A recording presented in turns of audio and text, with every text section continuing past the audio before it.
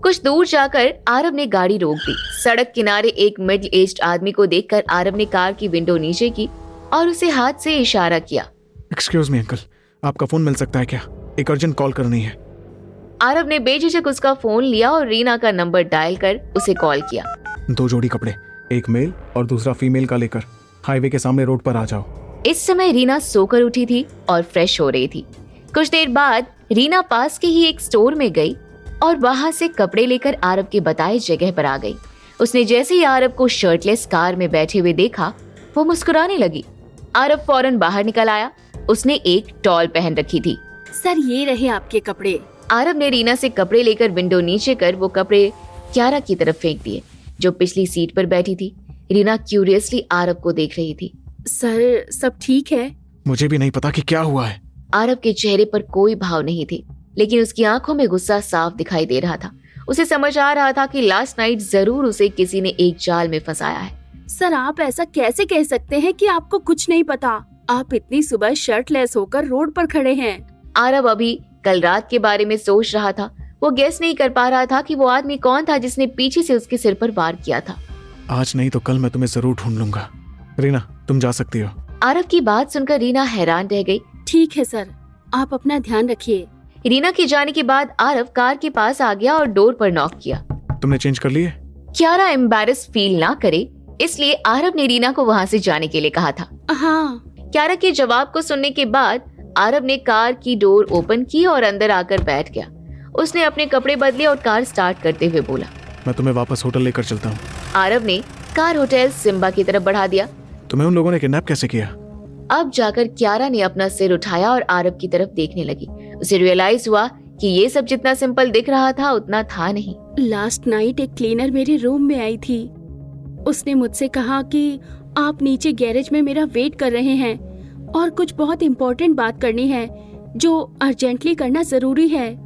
मुझे अंदाजा भी नहीं था कि वो मुझे जाल में फंसा रही है। मैं नीचे गई और फिर ये सब हुआ। अब जब होटल में वापस जाएंगे तो क्या तुम उस क्लीनर को पहचान पाओगी? हाँ, शायद। आरव कुछ देर तक खामोश रहा। कल रात जिसने तुम्हें किडनैप किया है, शायद उसी आदमी को टोनी ने काम दिया था। कल जब मैं तुम्हें लेकर क्लब से बाहर आया तो किसी ने मुझ पर हमला कर दिया और फिर मैं बेहोश हो गया।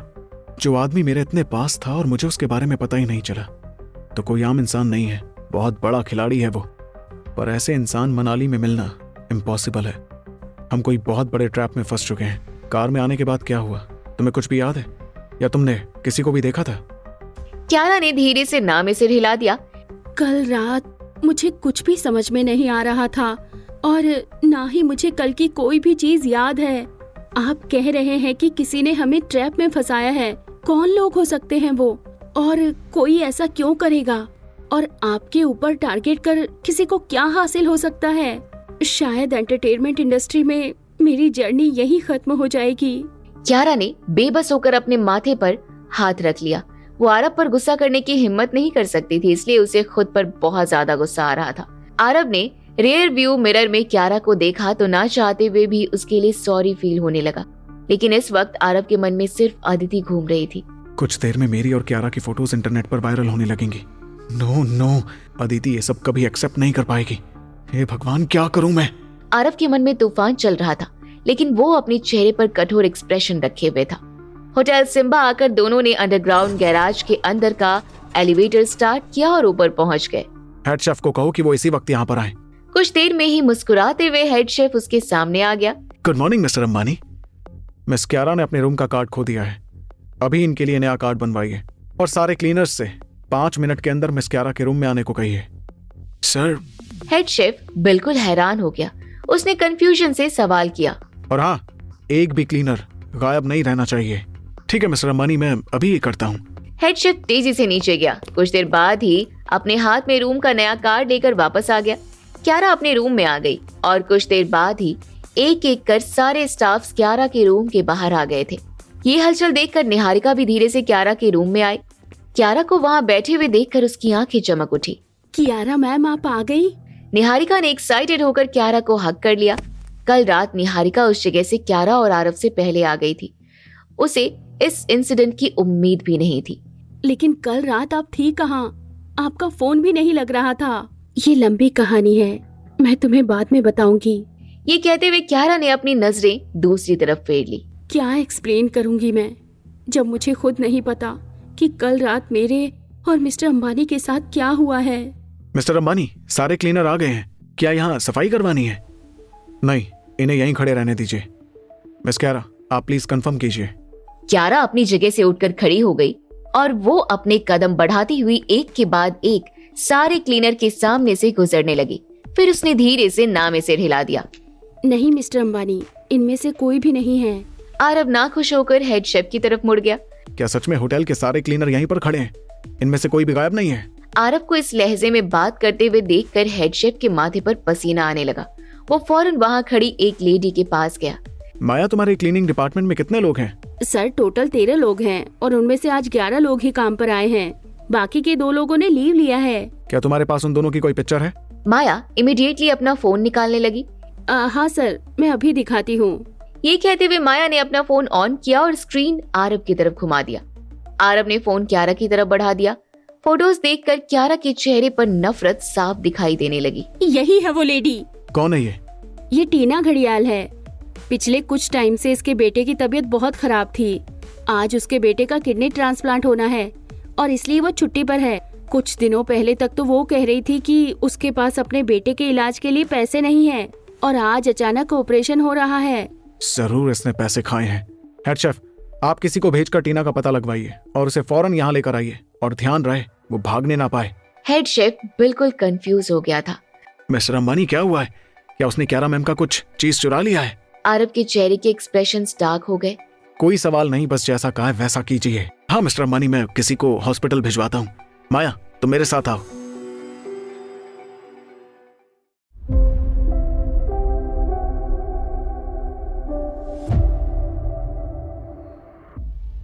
अगर हमें पूरी सच्चाई जाननी है तो हमें बिल्कुल शुरुआत से शुरू करना होगा। तुम्हें किडनैप करने के लिए किसी ने टीना का सहारा लिया है, तो अब आगे की बात टीना ही हमें बताएगी। 1 घंटे बाद हेड शेफ टीना को लेकर होटल में आ चुका था। टीना ने जैसे ही क्यारा को देखा, उसके चेहरे पर गिल्टी एक्सप्रेशन साफ दिखाई देने लगा। उसने अपना सिर नीचे कर लिया। टीना और निहारिका को छोड़कर सभी प्लीज बाहर जाइए। सभी फौरन बाहर निकल गए। क्यारा गुस्से से दांत पीसते हुए टीना के सामने आ गई।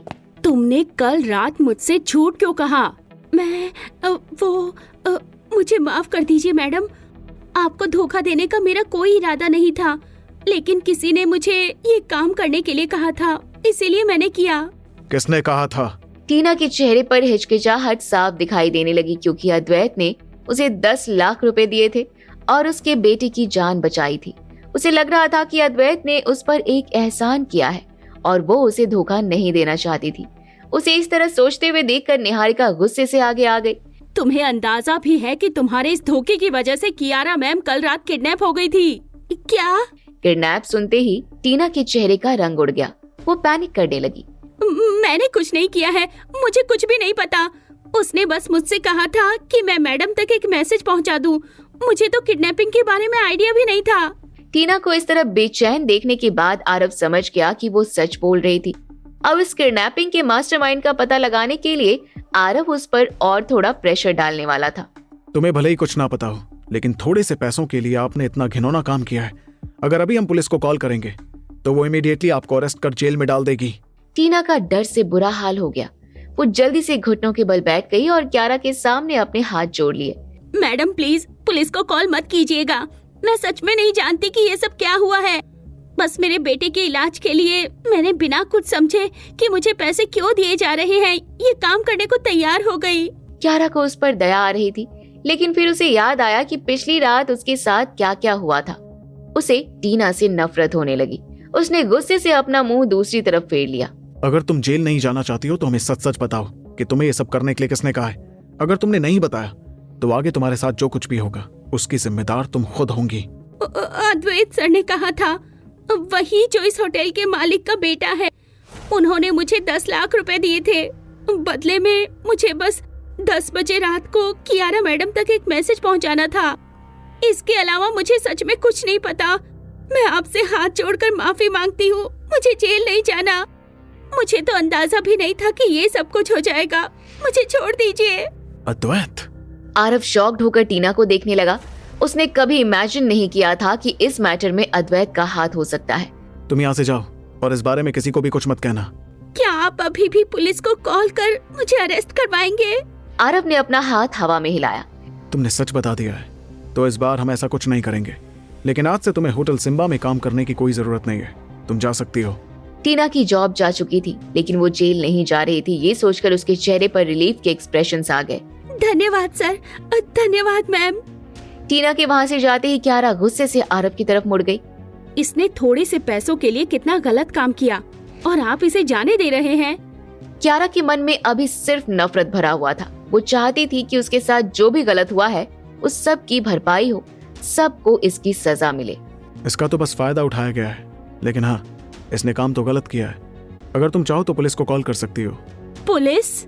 इस मैटर को सॉल्व करने के लिए क्यारा को सबसे बेकार तरीका पुलिस के पास जाना लग रहा था, क्योंकि अगर उसने पुलिस को कॉल किया तो ये उसकी रेपुटेशन पर खराब असर डालने का काम करता। डोंट वरी, मैं अद्वैत को इतनी आसानी से नहीं छोड़ूंगा। तुम आराम करो, मैं अद्वैत को ढूंढने जाता हूँ।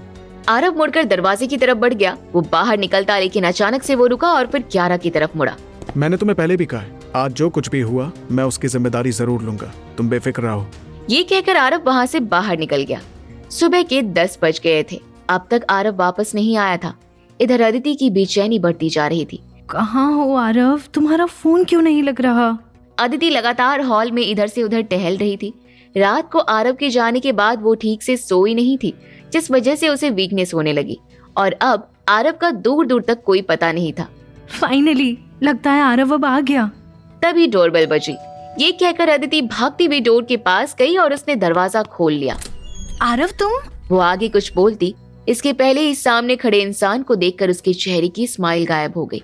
डैड आप? अदिति ने मायूस होकर राकेश जी को रास्ता दिया। वो अंदर आ गए। वो मैं आरव से मिलने आया हूँ, मुझे उससे अपने काम से रिलेटेड कुछ बात करनी है। अदिति के माथे पर बल पड़ गए। वो डैड, आरव किसी अर्जेंट काम से बाहर गया है, बस आता ही होगा। इतनी सुबह? हाँ डैड, वो मेरे डॉक्टर से मिलना था ना, इसीलिए।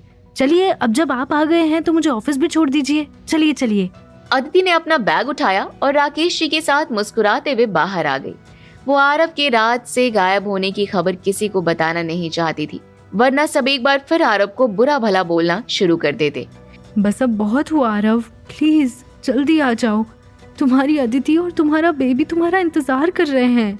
होटल सिम्बा से बाहर आकर आरव आंख बंद कर काफी देर तक अपनी कार में बैठा रहा। उसका फोन कार में ही पड़ा था, जिसे उसने ढूंढ लिया था। ये शहर ना ही बहुत छोटा है और ना ही बड़ा, फिर भी अद्वैत को ढूंढना आसान नहीं होगा। मुझे किसी ऐसे से बात करनी होगी जो अद्वैत को बहुत अच्छे से जानता हो। वही उसका अभी पता बता सकता है। तभी आरव के दिमाग में एक ख्याल आया। उसकी आंखें चमक उठी। शनाया? नहीं, मैं शनाया से बात नहीं कर सकता। उसका और अद्वैत का रिश्ता ऑलरेडी खत्म हो चुका है। अगर वो बुलाएगी तो भी अद्वैत नहीं आएगा। आज जो कुछ भी हुआ था उसके बाद आरव को शनाया के सामने जाने में भी डर लग रहा था। निखिल, ये काम आ सकता है।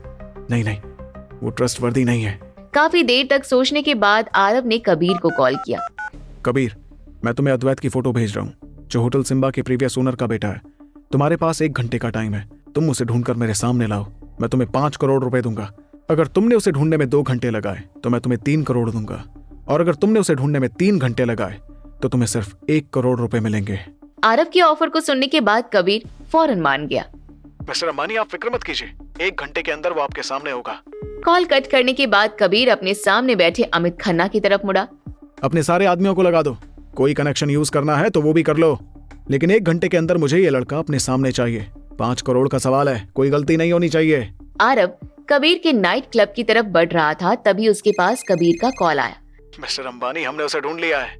आरव ने फोन में टाइम देखा। अभी 10 मिनट हुए थे और कबीर का कॉल आ गया था। आरव बिल्कुल सरप्राइज हो गया। ठीक है, तुम उसे अपने क्लब में रखो, मैं पहुंच रहा हूँ। ठीक है मिस्टर अंबानी, हम आपका इंतजार कर रहे हैं। 20 मिनट के बाद आरव नाइट क्लब के अंदर था। कहाँ है वो? परेशान ना होइए मिस्टर अंबानी, वो रास्ते में बस आता होगा। तुमने इतनी जल्दी उसे कैसे ढूंढ लिया? आपको याद है आपने मुझे एक काम दिया था कि मैं टोनी खंडेलवाल पर नजर रखूं। तो आज सुबह मुझे पता चला कि कल रात किसी ने मार कर टोनी की हालत खराब कर दी है, और अब वो मरीज बनकर हॉस्पिटल में सो रहा है, और अद्वैत उसका भक्त बनकर उसके पैरों पर वहीं पड़ा था। मेरे आदमी टोनी पर नजर रखे हुए थे, तो मेरे एक हुक्म से वो मिल गया। मिस्टर अंबानी, अब मैंने अपना काम पूरा कर लिया है। आप अपनी बातों से पीछे तो नहीं हटेंगे? आरव ने कबीर को घूरते हुए देखा। उसे अच्छे से पता था कि कबीर पैसों की बात कर रहा था। अपना कार्ड नंबर बताओ, मैं तुम्हें पैसे ट्रांसफर करता हूँ। कबीर से नंबर लेकर आरव ने उसे पैसे ट्रांसफर कर दिए। कबीर के चेहरे पर खुशी की चमक थी। कुछ दिनों में ही वो 5 करोड़ रुपए कमा चुका था। मुझे पहले पता होता तो मैं इस लक्ष्मी के किसी बात को कभी मना ही नहीं करता। तभी दरवाजे पर नॉक हुआ। अंदर आ जाओ। कबीर का एक आदमी अंदर आ गया। बॉस, हम उस आदमी को लेकर आ गए हैं।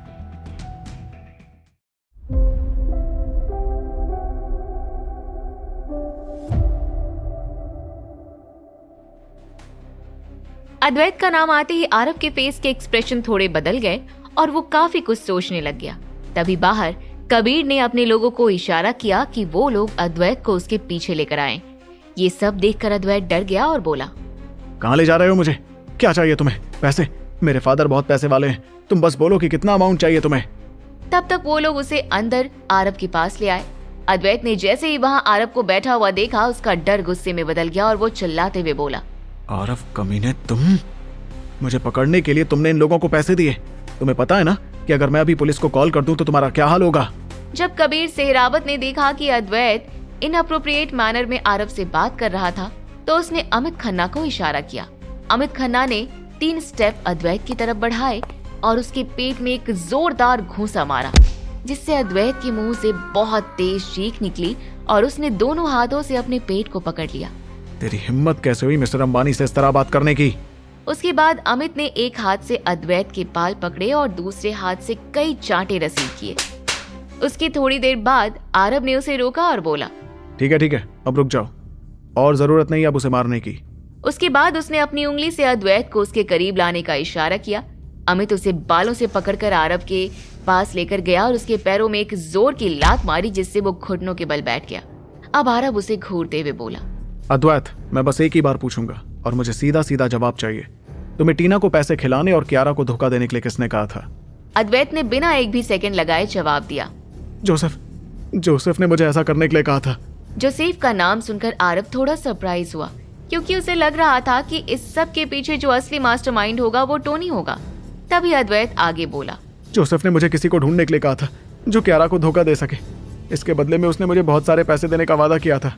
उसने ये भी कहा था कि फ्यूचर में ग्रेट वॉल होल्डिंग्स और प्राइम एसेंस होल्डिंग्स मेरे साथ कॉपरेट करेंगे। मैं इन सब के लालच में आ गया था, लेकिन आज जब मैंने जोसेफ से पैसे मांगे तो उसने मुझे ऊटी कौड़ी नहीं दी और उल्टा ऊपर से गालियां दी। लेकिन उसने ऐसा क्यों किया? जब तुम दोनों के बीच की डील पक्की थी तो उसने कहा कि कल रात टोनी को किसी ने पीटा है और उसका पूरा प्लान खराब हो गया है, इसलिए अब वो 1 भी रुपया नहीं देगा। आरव काफी कुछ सोचने लग गया। जैसा कि अद्वैत ने बताया, उस अकॉर्डिंग इस सब के पीछे के मास्टरमाइंड टोनी और जोसेफ ही थे। लेकिन कल रात उसके सिर पर चोट मारकर किसे उसने बेहोश किया था? वो कौन था जिसने उसे और कियारा को बिना कपड़ों के छोड़ दिया था? क्योंकि टोनी तो ऐसा नहीं करेगा, क्योंकि वो खुद कियारा को बहुत पसंद करता था, इसलिए उसके लिए ऐसा करना बहुत मुश्किल होगा। और अगर उसके आदमियों ने ऐसा किया होता तो फिर वो आरव को मारकर टोनी का बदला भी लेते, लेकिन उन्होंने ऐसा कुछ नहीं किया। इस वक्त उसके दिमाग में टोनी के अलावा अगर कोई आ रहा था तो वो सिर्फ जोसेफ ही था। आरव ने एक बार फिर अद्वैत से पूछा, तो तुम कह रहे हो कि ये सब कुछ जोसेफ ने टोनी के लिए किया? मुझे नहीं पता, लेकिन जोसेफ मेरे पास आया था और बोला कि टोनी को तुम्हारी हेल्प चाहिए। लेकिन टोनी खुद भी तो तुम्हारे पास आ सकता था, वो क्यों नहीं आया? ये मुझे कैसे पता होगा आरव? मैं सिर्फ इतना जानता हूँ कि जोसेफ ने मुझे धोखा दिया है। तुम जोसेफ को पकड़कर उसी से पूछो, उसे ही पता होगा। मिस्टर अंबानी, क्या आप चाहते हैं कि मैं जोसेफ को पकड़कर आपके सामने लाऊं? नहीं, अभी इसकी कोई जरूरत नहीं है। अभी अद्वैत को कुछ दिन तुम लोग अपने पास ही रखो, इसकी अच्छी खातिरदारी करो। ये सुनकर अद्वैत डर गया और बोला, आरव, ये तुम क्या कर रहे हो? मुझे जो भी पता था वो सब कुछ मैंने तुम्हें बता दिया, अब प्लीज मुझे जाने दो। आरव ने उसे पूरी तरह से इग्नोर किया और बाहर जाने लगा। कबीर ने आरव को देखकर कहा, आप चिंता मत कीजिए मिस्टर अंबानी, मैं इसका ख्याल काफी अच्छे से रखूंगा। आरव कमीना, तुम्हें नर्क में भी जगह नहीं मिलेगी। लेकिन तब तक आरव बाहर जा चुका था। उसके दिमाग में एक ही बात चल रही थी कि इस सब के पीछे टोनी और जोसेफ के अलावा कोई और भी है। वहां से निकलकर सबसे पहले उसने एक फोन खरीदा और अपना सिम कार्ड एक्टिव करवाया। जैसे ही सिम फोन में लगाई, उसका फोन बजने लगा। उसके नए फोन में किसी के नंबर सेव नहीं थे। Hello, who is this? Hello sir, मैं बोल रही हूँ, रीना। हाँ बोलो रीना, क्या हुआ? सर, आप जल्दी से इंटरनेट में चल रहे न्यूज़ देखिए। पूरा इंटरनेट आपके और कियारा अग्रवाल के अफेयर की खबरों से भरा हुआ है। आरव को समझने में देर नहीं लगी कि ऐसा क्यों हुआ। उसे पहले से एहसास था कि कुछ ऐसा ही होने वाला था। रीना, मेरे और क्यारा के साथ ट्रिक की गई है और अभी मैं उसी इंसान का पता लगा रहा हूँ, लेकिन इस बीच इंटरव्यू तुम संभाल लेना, मैं जल्दी वापस आता हूँ। फोन कट करने के बाद आरव ने सोचा कि सबसे पहले उसे ये बात अदिति को बतानी चाहिए, क्योंकि अगर अदिति किसी और के थ्रू सुनेगी या ये न्यूज देखेगी तो वो बहुत हर्ट होगी। इसलिए उसने car sky top city project के ऑफिस की तरफ बढ़ा ली। अब वहीं स्काई टॉप सिटी के ऑफिस में फ्री टाइम में अक्सर जोया न्यूज पढ़ा करती थी। उसने जब पढ़ा तो पहले तो सरप्राइज हो गई। क्या फिनिक्स एंटरटेनमेंट के वाइस प्रेसिडेंट और एक्ट्रेस कियारा अग्रवाल के बीच कल रात? उसने ये न्यूज पढ़ डाली और उन दोनों की न्यूड फोटोज देख ली तो उसे अंदर से बहुत अच्छा फील हुआ। उसे अदिति से अक्सर जेलसी फील होती थी। वो अक्सर सोचती थी कि कैसे अदिति की लाइफ में सब कुछ अच्छा चल रहा है और उसकी मैरिड लाइफ भी बहुत अच्छी है। आज उसे थोड़ा सुकून मिला। वो दौड़ती हुई अदिति के ऑफिस रूम में गई। अदिति कुछ फाइलें चेक कर रही थी। वो चिल्लाते हुए अंदर घुसी। अदिति, अदिति! जब अदिति ने उसे ऐसे दौड़ते हुए देखा तो बोली, अरे क्या हुआ जोया, तुम ऐसे दौड़ क्यों रही हो? मुझे समझ नहीं आ रहा अदिति कि मैं तुम्हें कैसे बताऊं। फिर उसने अपना मोबाइल अदिति की तरफ बढ़ा दिया और बोली, ये लो, तुम खुद देख लो। अदिति वो न्यूज देखने लगी। जैसे जैसे वो देखती गई उसके फेस के एक्सप्रेशन बदलते गए। गुस्सा, दुख, सब कुछ उसके चेहरे पर एक साथ आ रहा था। उसे इस वक्त चीटेड फील हो रहा था। उसे याद था कि कल आरव बीच रात में ही घर से चला गया था। उसने अदिति को बोला था कि ऑफिस में एक जरूरी काम है और फिर वो पूरी रात वापस घर नहीं गया। सुबह अदिति ने कई बार उसे कॉल किए लेकिन उसने फोन नहीं उठाया। अदिति ने सोचा कि रात भर काम करके थक गया होगा। अदिति अब समझी कि उसकी थकान किस वजह से थी। जब उसने आरव और क्यारा की न्यूड फोटोज देखी तो वो खुद से ही बड़बड़ाने लगी। नहीं, ऐसा कैसे हो सकता है? ऐसा नहीं हो सकता। उसके बगल में खड़ी जोया आग में घी डालने का काम कर रही थी। अदिति, मैंने तुम्हें बहुत पहले वार्न किया था कि इस आदमी पर ज्यादा भरोसा मत करना, लेकिन तुम मानी नहीं। मुझे पता था कि ये आदमी जैसे ही रिच बनेगा ये जरूर तुम्हें धोखा देगा। और देखो, अब वो फिनिक्स एंटरटेनमेंट का वाइस प्रेसिडेंट है। ना जाने कितनी लड़कियां उसके आसपास मंडराती होंगी और ऊपर से तुम प्रेग्नेंट भी तो हो। ये मर्द लोग ऐसे ही होते हैं। ये बाहर सबसे ज्यादा मुंह तभी मारते हैं जब उनकी वाइफ प्रेग्नेंट होती है। जोया, मेरा पेट जोया। क्या हुआ अदिति? मेरे पेट में बहुत दर्द हो रहा है।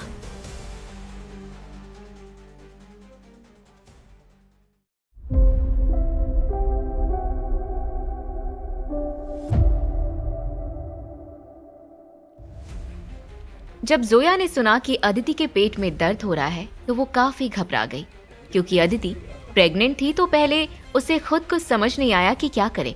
उसके बाद जब वो अपने सेंसेस में आई तो बोली, क्या पेट में दर्द हो रहा है? कोई बात नहीं अदिति, तुम बस घबराना मत, मैं अभी डॉक्टर्स को बुलाती हूँ। उसके बाद वो दौड़ती हुई डॉक्टर्स की टीम के पास गई। डॉक्टर, अदिति के पेट में बहुत तेज दर्द स्टार्ट हुआ है, प्लीज चलो। 3 डॉक्टर्स ने वहाँ से दौड़ लगाई।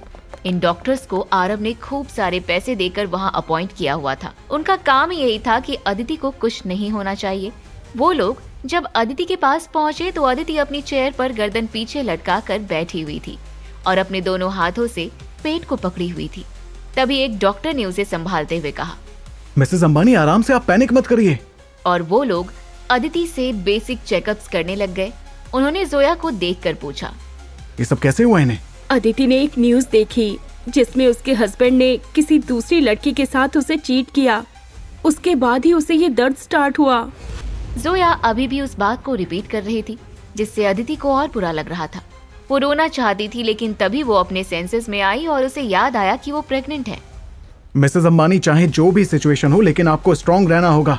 अगर आपके अंदर इतना इमोशनल फ्लक्चुएशन होगा तो बच्चे को खतरा हो सकता है और इससे मिसकैरेज का खतरा भी हो सकता है। अदिति अपने आप को संभालने की पूरी कोशिश कर रही थी लेकिन पैनिक अटैक बढ़ रहा था। तभी डॉक्टर ने जोया से कहा, प्लीज आप जाकर गाड़ी अरेंज करिए, हमें इन्हें हॉस्पिटल लेकर चलना होगा। और फिर जोया तुरंत वहां से गाड़ी अरेंज करने निकल गई। अदिति जो अपने होने वाले बेबी को लेकर बहुत एक्साइटेड थी, उसे लेकर उसने बहुत सपने सजा रखे थे। वो इस न्यूज को देखने के बाद सोच में पड़ गई कि क्या उसे बेबी करना भी चाहिए या नहीं। तभी डॉक्टर्स उसे बाहर ले जाने लगे और बाहर आकर उसे गाड़ी के अंदर डाला गया। अभी उनके साथ हॉस्पिटल जाना चाहती थी, लेकिन एक डॉक्टर ने जोया से झल्ला कर कहा, क्या आप देख नहीं रही हैं कि इसमें बिल्कुल जगह नहीं है? आप प्लीज मिसेस अंबानी की फैमिली को इन्फॉर्म करिए। तभी कार के अंदर से दर्द में कराहते हुए अदिति की आवाज आई, जोया प्लीज आरव को कुछ मत बताना। हाँ ठीक है, समझ गई। कार के जाने के बाद जोया को बहुत गिल्ट फील हुआ। आखिरकार उसके न्यूज दिखाने की वजह से ही अदिति की ये सिचुएशन हुई थी। हाँ, ये बात सच थी कि जोया अदिति से जेलसी फील करती थी, लेकिन वो ऐसा कभी नहीं चाहती थी कि उसका मिसकैरेज हो जाए और वो अपने बेबी को कभी ना देख सके। उसके तुरंत बाद जोया भागती हुई सीधा अदिति के ऑफिस गई और उसने उसका मोबाइल ढूंढा। मोबाइल मिलते ही उसने कॉल हिस्ट्री में जाकर शनाया को कॉल किया। हेलो, हाँ दी बोलिए। हेलो शनाया, मैं अदिति नहीं जोया बोल रही हूँ, उसकी बेस्ट फ्रेंड। मेरी बात ध्यान से सुनो। अदिति ने आरव और कियारा के अफेयर की न्यूज इंटरनेट पर देख ली थी, जिससे अचानक उसके पेट में दर्द उठ गया और मिसकैरेज जैसी सिचुएशन भी हो गई है। उसे हॉस्पिटल ले गए हैं, प्लीज तुम लोग भी वहाँ पहुँच जाओ। जोया की बात सुनते ही शनाया तो एकदम से घबरा गई और वो तुरंत अपने फादर राकेश जी को ढूंढने लगी। इधर तब तक आरव स्काई टॉप सिटी के ऑफिस पहुंचा और उसने बाहर ही जोया को एक आदमी के साथ भागा दौड़ी करते हुए देख लिया। जैसे ही आरव कार से बाहर आया, जोया की नजर भी आरव पर पड़ गई और वो गुस्से में चिल्लाती हुई बोली, आरव धोखेबाज, अभी भी तुम्हारे अंदर यहाँ आने की हिम्मत बची हुई है? तुम्हें तो शर्म से डूब मरना चाहिए। आरव समझ गया था कि जोया ने इंटरनेट पर चल रही न्यूज देख ली होगी, लेकिन उसे जोया से कोई खास फर्क नहीं पड़ता था। उसे जिससे फर्क पड़ता था वो अदिति थी। Where is Aditi? जोया ने उसी गुस्से में जवाब दिया। अदिति ने जैसे ही तुम्हारी और कियारा की न्यूज देखी, उसे बहुत गुस्सा आया और अचानक उसके पेट में दर्द उठ गया।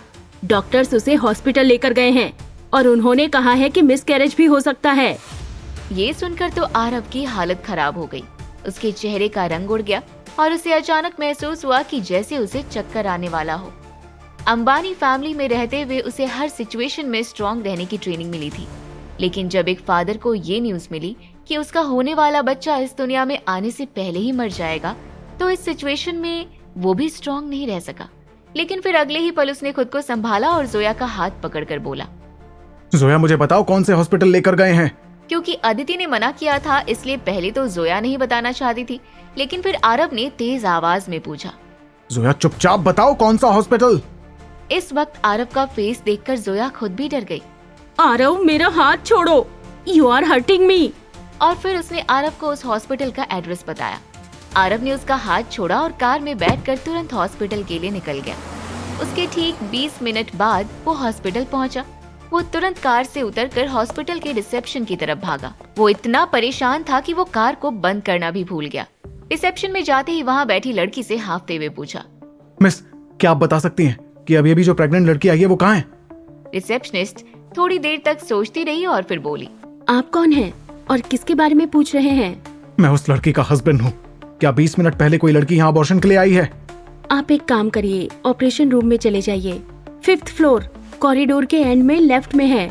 आरव तुरंत वहाँ से 5th फ्लोर के लिए भागा, लेकिन एलिवेटर में बहुत भीड़ थी। उसने जैसे तैसे जगह बनाई और सीधा ऑपरेशन रूम के बाहर पहुँच गया। लगभग 20 सेकंड बाद ऑपरेशन रूम से एक नर्स बाहर आई। आरव हांफते हुए उससे पूछा, नर्स, मेरी वाइफ कैसी है? वो ठीक तो है ना? देखिए, उनकी हालत अभी ठीक नहीं है, लेकिन हम पूरी कोशिश कर रहे हैं। प्लीज नर्स, आप डॉक्टर्स को बोलिए कि किसी भी तरह मेरी वाइफ को बचा ले।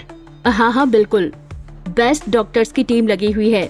अभी आप मुझे छोड़िए क्योंकि मैं दवाइयाँ लेने जा रही हूँ। नर्स की बात सुनते ही आरव ने उसे छोड़ दिया और फिर ऑपरेशन रूम के दरवाजे की तरफ देखकर खुद से ही बोलने लगा, सब ठीक हो जाएगा दीदी, तुम चिंता मत करना, सब ठीक हो जाएगा। आरव के लिए वहाँ वेट करना बहुत मुश्किल होता जा रहा था। एक एक मिनट एक एक घंटे जैसा लग रहा था। वो किसी भी तरह बस एक बार अदिति को देख लेना चाहता था कि तभी ऑपरेशन रूम का दरवाजा खुला और एक डॉक्टर बाहर आया। आरव ने उसका हाथ पकड़कर पूछा, डॉक्टर, कैसी है मेरी वाइफ? सब ठीक तो है ना? आई एम सॉरी, हम बच्चे को नहीं बचा सके, लेकिन माँ हर खतरे से बाहर है। जैसे ही आरव ने सुना कि वो बच्चे को नहीं बचा सके, तो जैसे उसे बाकी और कुछ सुनाई देना बंद हो गया। उसका और अदिति का बच्चा अब नहीं रहा। जिसके लिए उन दोनों ने न जाने कितने सपने देखे थे। लेकिन फिर डॉक्टर ने उसके कंधे पर हाथ रखा और समझाया। अच्छी बात यह है कि आपकी वाइफ सेफ है। आप लोग अभी यंग हैं, जब चाहे बेबी प्लान कर सकते हैं, लेकिन अभी फिलहाल अपनी वाइफ का ध्यान रखिए, क्योंकि अबॉर्शन में वुमेन्स की बॉडी को बहुत डैमेज होता है। और फिर डॉक्टर वहां से चला गया। अब आरव की आंखों में आंसू थे और उसके अंदर बहुत गुस्सा था।